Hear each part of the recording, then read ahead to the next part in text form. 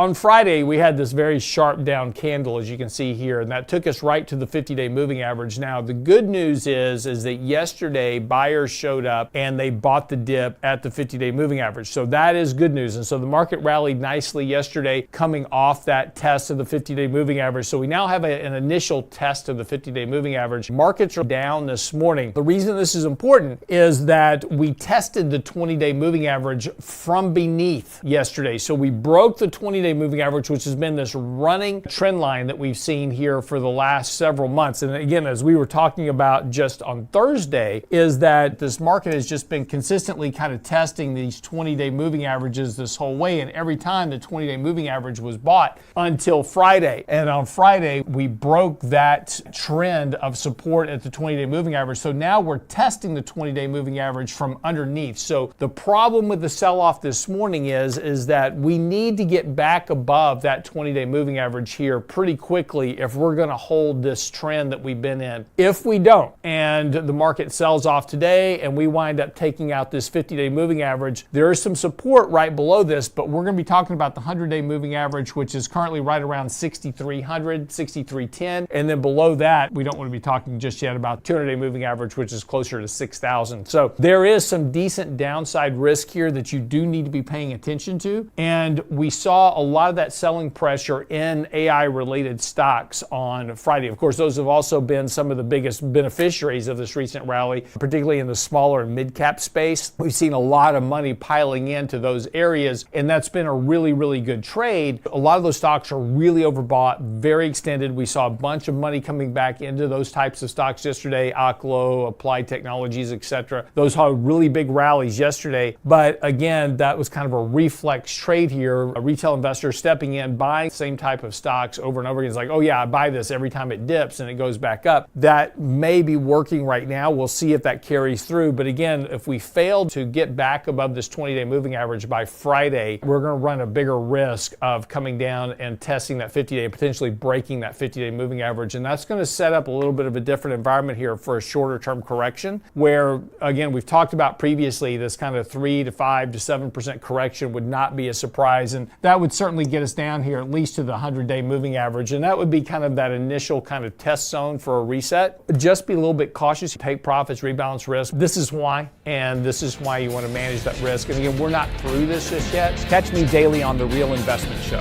The link is in the description.